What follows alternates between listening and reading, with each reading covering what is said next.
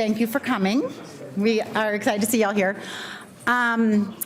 So you're in the SIPA 101. If you're here to learn more about SIPA, you're in the right place. If you're not here to learn about SIPA, you're still in the right place because we're giving away candy. So good choice. I wanted to see how many people are visiting from outside of the Denver metro area. Oh, wow, we have a lot. That's awesome. Great. Well, we're really happy that you were able to make the drive in. We very much appreciate it. And how many people attended this session last year? Oh, you're in for a treat. He knows the fun you're going to have. Only one person, that's good. That's exciting. We have so many people that are attending this year, which is really exciting. You're going to hear a little bit of the same information, but we have spiced it up a bit. Some things have changed. So we're glad you're all here. I am Kara Finch. I'm the contract manager and legislative liaison at SIPA. I negotiate our master service contracts, service and software contracts with our suppliers, among other things that are anything contract related. And then during the legislative session, I track legislation that may impact SIPA or our customers. I have been with SIPA since August of 2019, so just over 4 years. And prior to SIPA, I worked primarily in higher ed, in procurement at the University of Colorado, which is where I met Dwayne. And prior to that, at the University of Notre Dame. I'm a Hoosier, born and bred. So with that, I'll turn it over to Dwayne so he can introduce himself, and then we'll get started. Well, good morning. We are absolutely thrilled to have you all here. My name is Dwayne Tucker. I'm the Customer Success Director at SIPA. I primarily focus on connecting with our current and our future customers to better understand, to help you better understand what we offer in terms of products, services, and all the things we can bring to you, and we're going to talk at length about that today. Also to learn more about what's going on in your world, right? What kind of technology challenges you're having? Where can we step up and help you with those challenges, right? And then making sure that we have the right solutions and the right suppliers in place and that they're performing for you, okay? So that's what I do. Like Kara said, I come from many, many years of public sector experience. Prior to coming to SIPA last May, I spent many years as the Director of Strategic Procurement at the University of Colorado, okay? So, before we jump in, we want to just do a little demographics here. We want to see kind of what the audience is like in the room. So we're going to ask you 3 quick questions. They're going to be very, very simple. First of all, let's figure out where you all work. So we've got 5 different options here. How many of you work for a special district, like a water district, fire district? Excellent. How about education specifically, K-12 or higher ed? Good. How about other local governments, cities, counties? Good. How about state agencies? Who of you work for the state? Good. Great. And then finally, suppliers. Who's here representing a SIPA supplier? So we have a good mix of people here today. Good. Thank you all. Next, what roles do you all play in your organization? For those of you that are not the suppliers that work at a government entity, what is your role there? How many IT professionals or folks that work in the IT space for your agency? Okay, how about procurement or contracting or some role that otherwise supports your IT staff?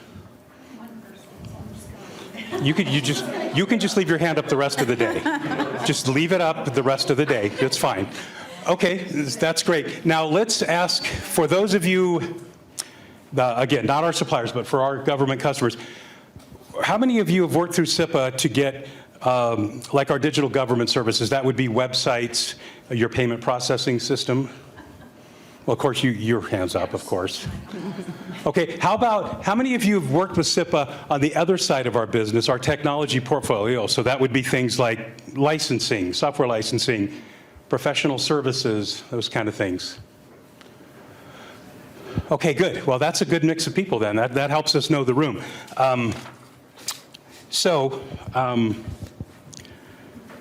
Oh, good. So we're going to do trivia questions now. And yes, we have prizes. Not just candy, we have other prizes.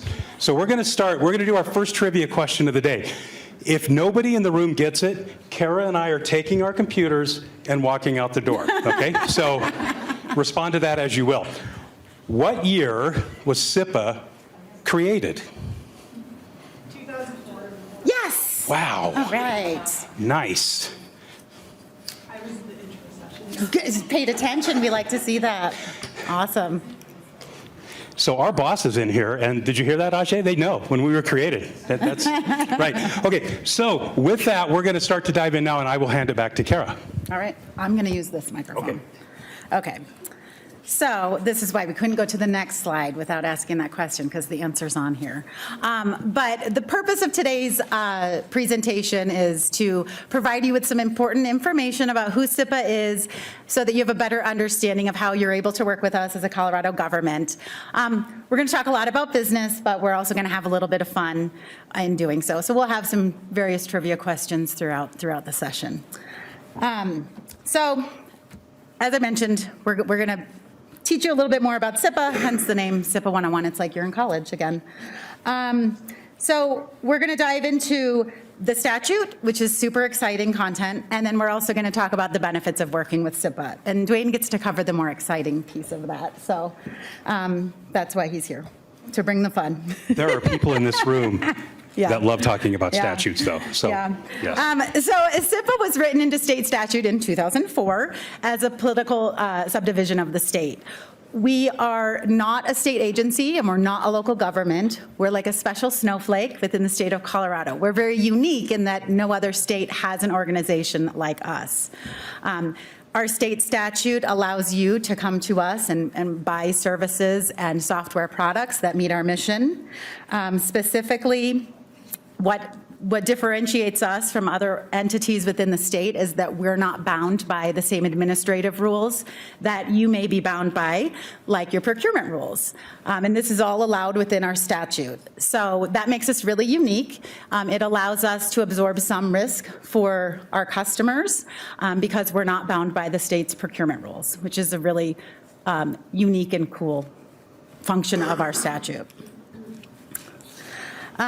So I do want to quickly ask anyone who's from SIPA to stand up if you're a SIPA employee or team member.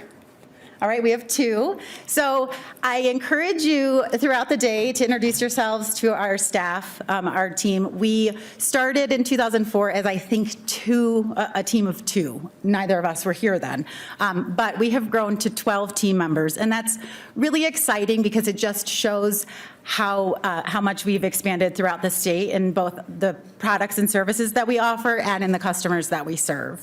We're led by Ajay Bagal, who's our executive director, who you all saw give the opening remarks today. Dr. Catherine Kunst is our chief operating officer, and she's our most tenured team member. She's been here, I think, since like a year or two after we started.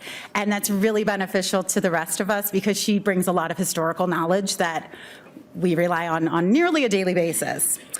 Our Chief Technology Officer is Jared Roth, and we're really fortunate to have him because he comes from a lot of experience with state agencies, and he leads our strategic technology initiatives. He is assisted by Will Carter, who was in here earlier but stepped out. But Will provides a lot of support to both JR and to the SIPA staff in general. He's kind of our IT go-to guy. Beth Justice, you probably all have seen or know.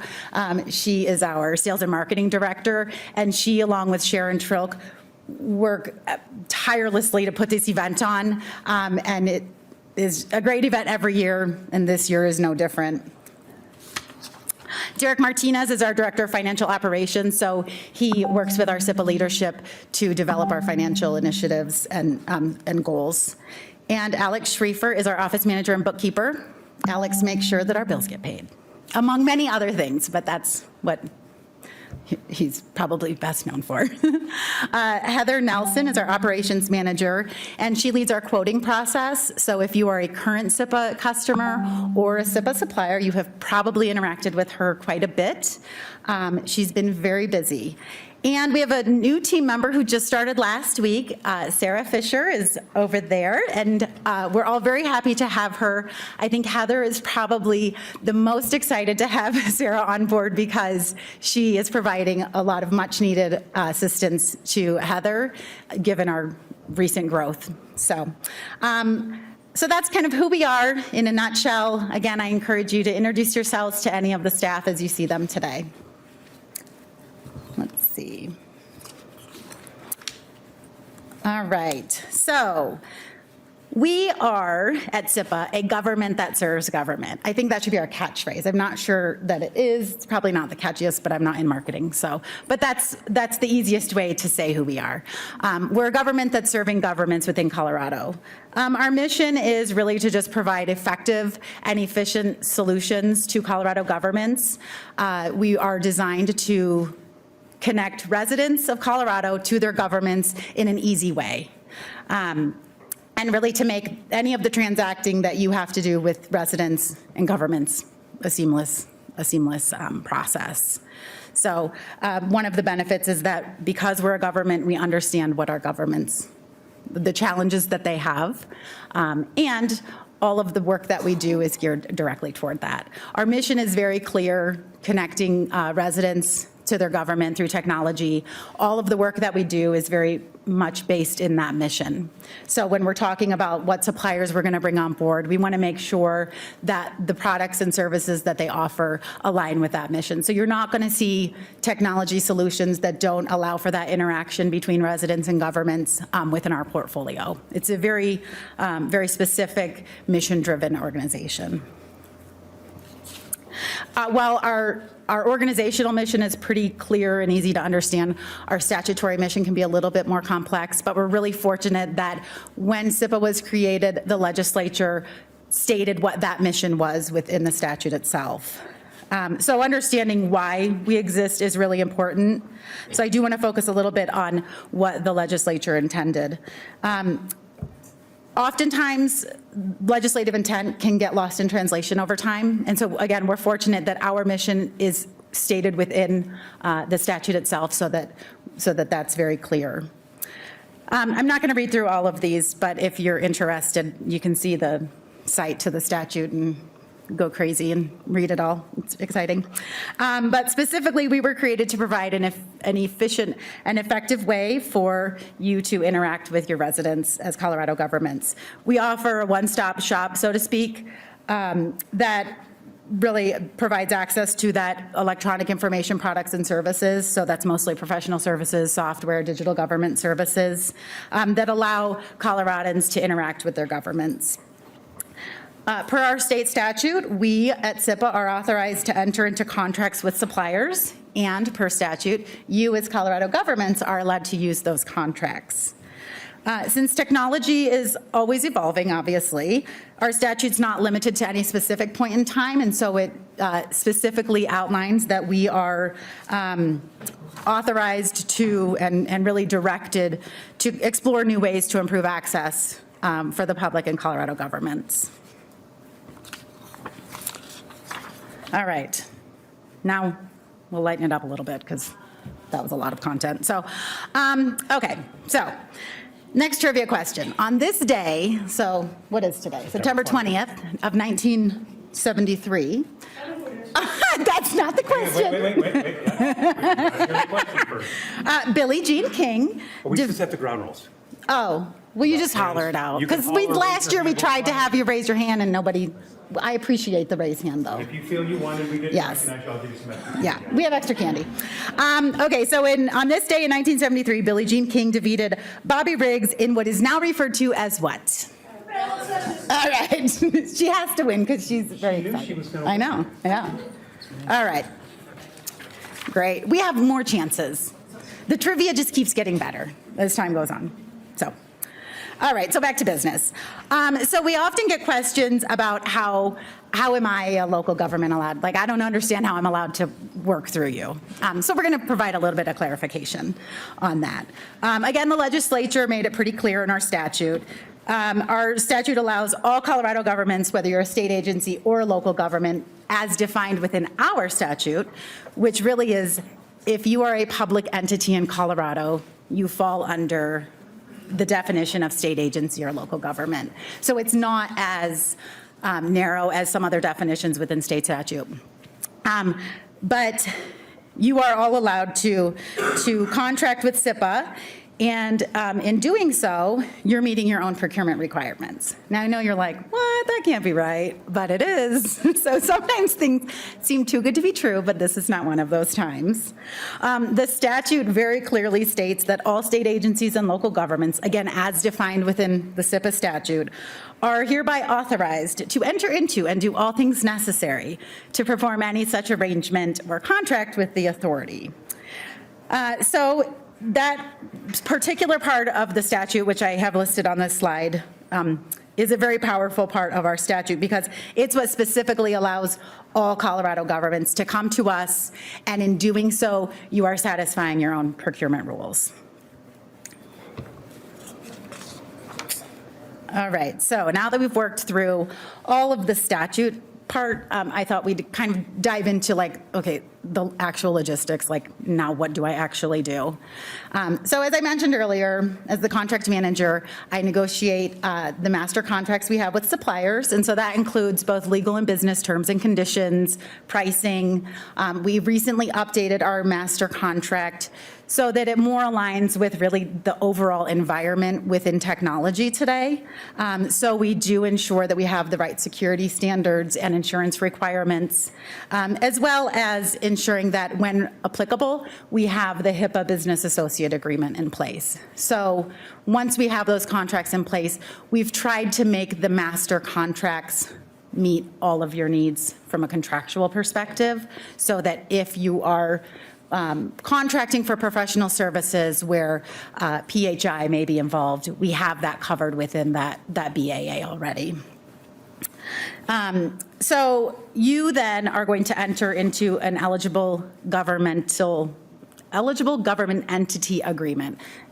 It's an EGE agreement, so when I say it, that's what I'm referring to, but that's an agreement we also recently updated. It had been a while since we had updated that. And really, we just did that so that it better represents the relationship that we have with our customers and the things that we can offer. If you currently have an EGE with us that's on the old form, you will probably be hearing from us soon. I think actually from Sarah soon, to get the new one signed. But that document is a one-time contract that you're signing, and it's between us and the Colorado government, the EGE, and that document is what then allows you to come purchase from our portfolio of suppliers. So once you have that in place, you can look through our portfolio. Dwayne's going to go into a little more detail about how to actually make that happen. And then once you've identified the product or the services that you want to purchase through our contracts, then you're off and running, really. We will work with the supplier to get a quote or a statement of work put in place for whatever that particular project is. You're going to likely issue a purchase order to SIPA, and SIPA is going to invoice you. So your transaction is between SIPA and the government, so it's, again, a government-to-government transaction. The supplier will then provide the services or the software. So it's a pretty seamless process. You have the benefit of working with us. If there's an issue, you have the benefit of us absorbing the risk of what those issues might be. So it really adds some additional security and some additional, really just mitigating that risk quite a bit. Last year, we did receive some questions about federal funding. So last year, I think, was when the federal funding really ramped up because of the COVID relief money, which I know that's not what it's technically called, but I can't think of the term of it. But we did have a question about, how can your contract satisfy the requirements of the federal provisions? So we did quite a bit of research on that. And our opinion is that the requirements of the federal provisions coupled with the authority granted to SIPA through the statute meets those requirements. We do have an opinion that's drafted on that I'm happy to share with anyone who just reach out to me, and I can send that to you. My disclaimer is that I am not your attorney. I'm not SIPA's attorney. This is our interpretation of the federal provisions coupled with our statute. But obviously, you should, it's not intended to be legal advice. You should do your own research. So, okay. So before I turn it over to Dwayne, we have another question. So yesterday was what Harry Potter character's birthday? No. But do you know when, does anyone know when Harry Potter's birthday is? What? Yes, July 31st, yes. So, yes, Harry Potter's birthday is July 31st. But that is not whose birthday was yesterday. This fictional character who has a birthday that we're celebrating, apparently, was a Gryffindor. I mean, I really feel like a big nerd right now. I have to say. Well, I can't because it has the answer on it. And a female. Hermione. Yes. Okay, perfect. Yes. Man, I feel like a nerd. Who was that? Front row there, yeah. So our trivia offers a little bit for everybody. We want to appeal to the SIPA experts, the tennis fans, the literary people who are not quite as nerdy as me. And so just to further be a nerd, it is pronounced Wingardium Leviosa, not Wingardium Leviosa. But like our trivia, we have a little bit to offer to everyone. So with that, I'll turn it over to Dwayne, and I'm going to go hide in the corner.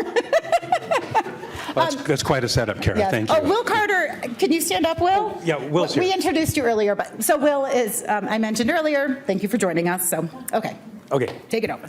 So, okay. So we're going to move now into some of the softer stuff, right? We've talked about why we're here, why you can do business with us, talk about some of the other benefits we have, and then I'm going to walk you through our entire portfolio of products and services that are available to you, okay, as a government entity. So I'm going to just talk about a couple of these. Can I, sorry, yep. On here. Colorado.gov portal solutions.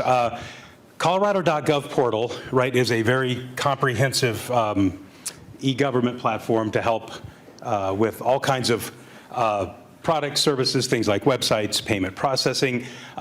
Some of you in here, your agency's website is built on that platform, right? Some of you folks.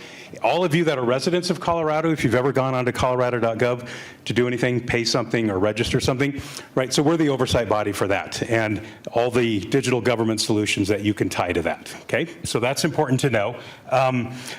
We have a great partnership with OIT. I know we have folks in here from OIT in various capacities. We work with every group within the state OIT organization and work very well with them. Technology solutions and services, I'm going to pick that up here in just a minute. We, meaning Kara, understands, right, about Colorado rules and regulations and to make sure that we're helping you, right, meet those requirements. Money stays in Colorado. Let's talk about that for just a minute. This is very important. We are, as Kara explained how we were created in statute, we are self-funded, right? We get no budget from anybody. We are self-funded. We fund ourselves by taking a small administrative fee off some of the services that we sell, okay? That's how we are funded. But it's also important to know that our profit, we plow right back into the state, into helping you as an agency, you as a resident, okay? And that's very important to know. One of the big ways we do that is our microgrant program. If you heard the opening session this morning, our director talked about the microgrant session this afternoon at 5 o'clock. Has anyone in here ever been awarded a microgrant from SIPA? Wow. Was it the coolest thing ever? Oh, well then, okay, so you have that to look forward to. So what a microgrant is, we allow any government entity in the state to apply for a grant. We open them up in the spring, process works its way through the summer, and you could apply. We have different categories. We can talk about this later today if you want to, but we have lots of different categories of grants that you can apply for. I got to cheat and look here. So since 2010, over 350 microgrants for over $1.6 million. It's a significant investment we're putting back into the state. And then tonight we're giving away 35 more grants, right, for over $170,000. So if you're getting a grant tonight, we would love you to stick around. If you're not getting a grant, Come see how much fun it is, and we encourage you, for all of you, to apply for a grant. Next year, I think this year we had the record number of microgrant applications. So this is a very popular thing. So that's just one of the ways that we can, right? It's not just the stuff we do day to day with you. This is how we can reinvest back into the state. And then webinars, we do monthly webinars. They cover everything from like what we're talking about here, how to work with us, learn more about our supplier base and how they can help you.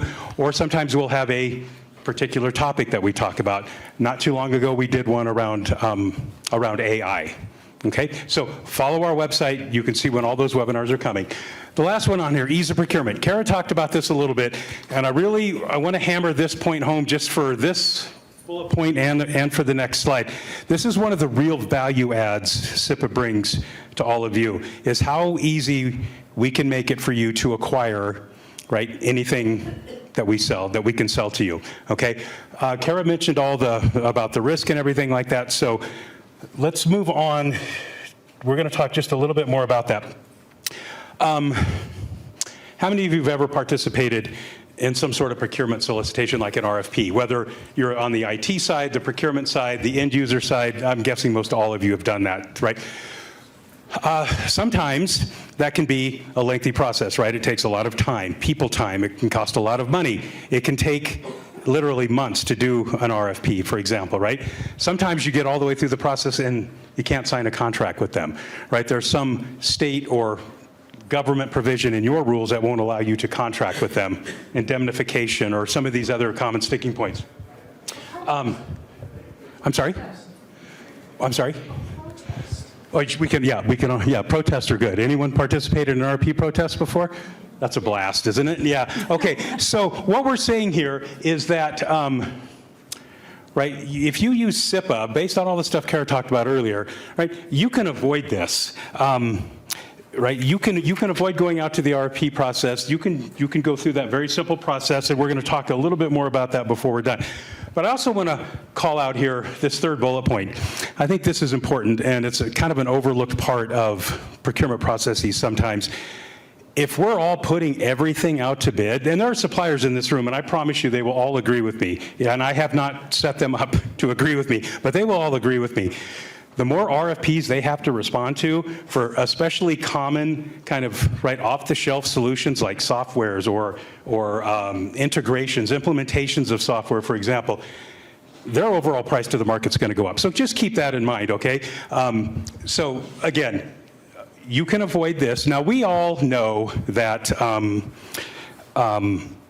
there's going to be something your agency needs nobody has a contract for that you can use. We don't have we come from a procurement background. We get the fact that you're going to have to go out for an RFP sometime. We don't have a contract for pink unicorns. Sometimes you need pink unicorns. However, for those things that are most commonly purchased, right, you can come to us and we can simplify the process. So that's licensing and then all these other services we're going to talk about in just a minute. So just it's not going to be a procurement session, but I think it's very important to know how easy we can make the procurement process for you. Okay, it's a very important part of what we do. So, brings us to trivia time again. So, Colorado, there's something going on in Colorado right now which is all over the national news. Right now, nobody scream it out yet, right? There's an entity or a group in Colorado that's all over the national news everywhere, right? There's two of them actually going on. The first one, the big national news about Colorado, is that we can help you avoid an RFP.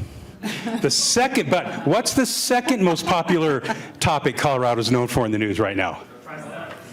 Buffs, right. So our trivia question is, CU football did win a national championship once in their history. What year did they win it, and who did they beat? Scream it. 1999. You got half of it right. Close. Yeah. Nope, you got half of it right too. No, but that's offensive when you figure out who it was. So I'll give you, it was 1990. Then they played the game in January 91, but they won in 1990. It was for the 1990 season. And who did they beat? Notre Dame. Who said that? There, Mark, you win. Okay, so we've got all the news covered. So let's move on to, so just real quick, but we're gonna dive into our whole portfolio here for a few minutes. Any questions at this point? We've thrown a lot of stuff at you. We've done a lot of silly things and stuff, but seriously, are there any questions about why SIP is here, how we can work with you around our statute or anything like that? So far, are we good? That's a lot of hands up in the air. Okay, let's just start here. So I have a question. So let's say unicorns are now mainstream. How do we ask SIPA to say, hey, can we get a contract for unicorns? We're going to cover that in just a minute. The question was, what if pink unicorns do become mainstream and we have a contract? We'll talk about the process of how we do that. Okay. There was a, yeah. So do you renegotiate or like redline contracts with the vendors or with the technologies to make them compliant with all the state? So you want to repeat the question? So most of our contracts are on our paper, and we have incorporated the things that the state, that's really important to the state. So right now, obviously, it's all things accessibility and cybersecurity. So we have that embedded within our master agreement. The exception to that would be if we're negotiating for software where, like, I mean, some, like DocuSign's not going to probably sign our paper. So we redline theirs. But the majority of our contracts are on our paper. And so we are able to ensure that. And we really follow the state's standards under the assumption that what's good enough for the state is likely going to then be sufficient for local governments as well. But if there are specific things that need to be called out, we can also add those to a statement of work for a specific EGE. Yes. So you just said specific EGE, without naming my employer, in case we're not in compliance, is the EGE? It's on your name badge, by the way. Yeah. I can't see it. We already know who you are. Is the EGE overarching for each institution, or is the EGE for each agreement? The EGE is for the government entity. So let's say, I'll use the city of Littleton because that's where I live. So let's say we have an EGE agreement in place with the city of Littleton. That's between SIPA and Littleton. And then SIPA has master contracts with all of the suppliers. And let's say the city of Littleton wants to purchase off of our resultant contract. They're going to abide by the terms and conditions within our resultant contract. If there's something specific on the statement of work that is specific for Littleton, that is going to trump the terms within the MSA. So that's where if there's a specific thing that's listed on the statement of work, that's going to rule, and then the MSA, if that makes sense. Like any competing terms, it's going to go statement of work, then MSA. Does the EGE have a limited expiration date, or is it? No. Although we're going to be sending new ones, but it goes on forever. Okay. Yeah. And either party can, so either the EGE or SIPA can terminate that agreement, which is similar to what we're doing with the new agreement that we're going to be sending out. So you're not like bound. I mean, and even if you have any EGE with us, while we would like to say you have to come to us, you don't have. You can still go directly to a vendor that we have a contract with. Okay. And I saw one more question over here. Did I see a question over here? There's one in the back. Yeah, I'll Oh, Okay. sorry. Yeah, go ahead. Yeah, do you all get involved in procurement compliance with the vendor? Say they're not complying with their contract, or there's a possibility? If you come through us, we help you, we support you in every part of the process, from getting the initial discovery call set up to going through the whole acquisition process to helping you on the back end too. So if you go through us to get Daryl to help you do a Salesforce integration, right, and Daryl's not doing what you want him to do, you let me know, and me and Daryl work it out. Yeah, so we help you through the whole process. And I was just making that up, Daryl. You know that. Okay, so I'm gonna start moving a little quicker here. So let me talk about our technology portfolio. Think about us in two different halves. One, I've already talked to some degree about our digital government services. That's websites and payment processing and web applications like online forms. That's what we call, right, our digital government services or our portal services. We partner Oh, thank you. We partner with a company called Tyler Technologies. You'll see them here if you want to visit their booth. They're doing several breakout sessions today. That is our partner that we work with there, okay? And again, the websites are, we've done, I think, over 400 websites working with them with 400 different entities and over 800 different payment solutions. And then I don't even know how many applications and custom applications we've done with them over the years, but a lot. So we have a great relationship with them. The websites are compliant. They've won national awards, okay? So that's important to know. As far as payments go, we have the ability to set up a myriad of different payment processing options for you, okay? Whether you're using, right, whatever your bank is or et cetera, we can help you with that. The key takeaway there is just to get a hold of us and let us help you. I can't list all the different payment options we have for you, but we have lots of them, okay? So moving on, thank you. The second big category, this is what we call our technology solutions portfolio. This is a very important growth area for us. The stuff, the websites, our relationship with Tyler, the portal, that's a real foundational component of our business. It's what we started doing. But over time, we've been able to expand our solutions here. And this is what I'm going to focus on for the next few minutes. So I said that this has grown quite a bit lately. Let's talk about why it's grown. Well, there's a couple of reasons. One, SIPA as an organization, we've been doing more outreach to work with our customers, right? We've been working with more of you. We're talking to more of you more frequently. Some of you are rolling your eyes because I bother you a lot, right, Aaron? But, right, we want to know, we want to let you all know what we have. We also want to find out, right, what the gaps are in our portfolio and how can we help you better. So that is one of the reasons that our activity in this space, more of you are using more of our suppliers through the SIPA channel, right? And it's also why we've added 9 new suppliers in about the last year, and we're going to talk about those too. You guys have given us that feedback and said, look, SIPA, we need to buy this, you don't have it, we get a contract in place, and now you have that real simple, easy procurement path to buy from more and more suppliers as we continue to add them. Okay, so real quick, I'm going to take maybe just a couple of hands. What's the most significant technology need or problem somebody has right now? Identity and access management. IDM, okay, yep, identity access, yep. What else? Anything else? Software. Okay. Well, you're all doing pretty good. There's no problems. That's fantastic. So, so what I'm going to do now, though, we're going to break out our portfolio of solutions into some big buckets for you to take a look at here. 3 minutes. Did I miss one? No, we have just like 3 minutes left.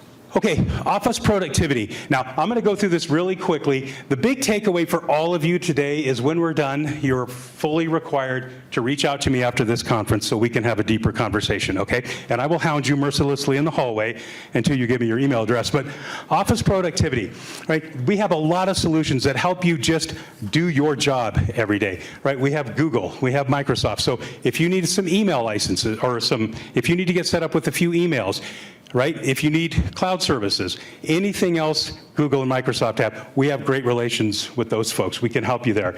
What if you want to automate workflow, do electronic signature? We can connect you with DocuSign, okay?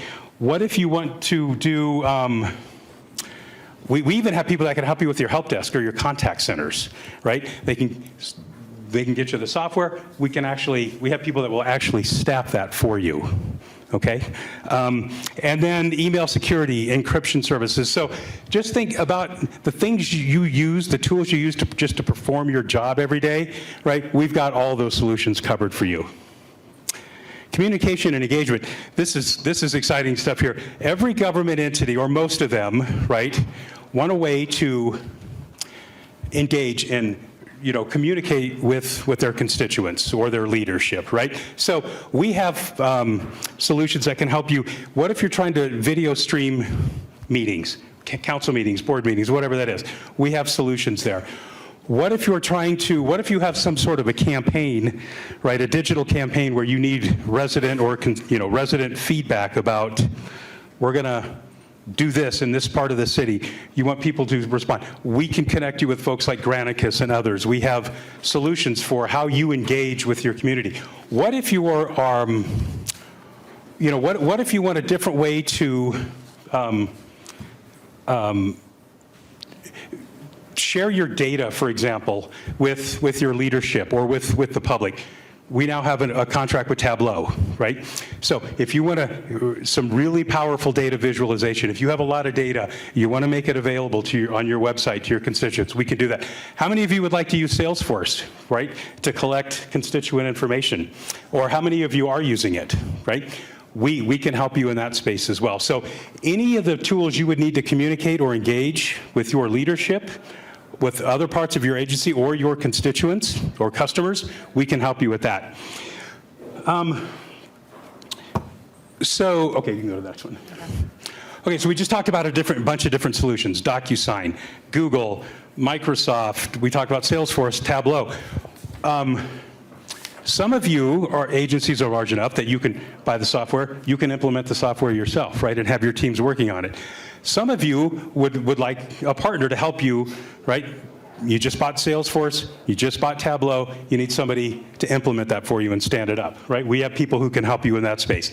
What if you just bought some of that software? You just bought Salesforce, you just bought Tableau, but you want to integrate it into the rest of your platform, right? We've got people that can help you with the integration as well, okay? And that's not just Salesforce, that's Tableau, Google. Any of the products we sell, we can help you. We can sell you the licenses, we can help you get those things implemented, and we can help you integrate those tools into the rest of your system, okay? So that's that one. Professional services. This is a really broad bucket for us. This is, think just about any imaginable IT service. If you need somebody to come in and do an assessment on your IT environment, right? We've got people that can do that. If you need somebody to come in and, how many of you are responsible for supporting like case management or grant management tools within your agency, right? That's a very common one. We have folks that can help you with that.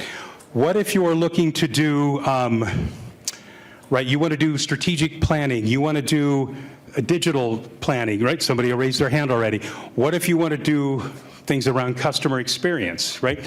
We've got people that can come in and help you with all of those kind of services, okay? So keep that in mind.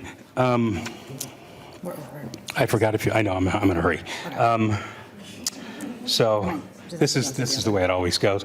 And then also, obviously I gave you a bit of a stern lecture about never going out to RFP again earlier, but we know you will have to sometimes. So we have people, consultants that can come in and help you throughout the entire process. If you're doing some really wicked, nasty, complex RFP, they can come in and help you with the requirements gathering. They can help you with constituent and staff change management, preparing for that, right? They can help you deploy the solution. They can even help you through the solicitation process with evaluation, deployment, and vendor management. So again, if you do have to go out to RFP and you need some support there, we can help you with that as well. So the last thing on professional services, again, anything you would look for around IT services or professional services consulting, we've got all of that for you, okay? So again, when I accost you in the hallway, we'll talk more about that afterwards.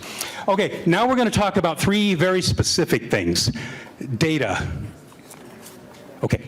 How much time do we have? None. We're past. Oh, we're over? So we're not going to talk about three more specific things. I'm very sorry. I thought we had until 10:30. No, 10:45. Okay, so we're going to get kicked out of here. Obviously, these things here, we have solutions to help you in all these spaces as well, okay? And then I think that was it. We were just going to summarize what we've already talked about, and obviously, my time management sucks. I'm very sorry that we ran over time. We may have professional services that can help in that regard also. Right. We will be available out in the hallway if you guys have questions. We know it's a lot of content to absorb. Feel free to reach out to any of us. Also, little housekeeping, if you're staying for the reception and you have a bingo card, make sure that you put it in the box at the registration desk so you can potentially win more gift cards. And Okay. thank you. Thank you all for coming.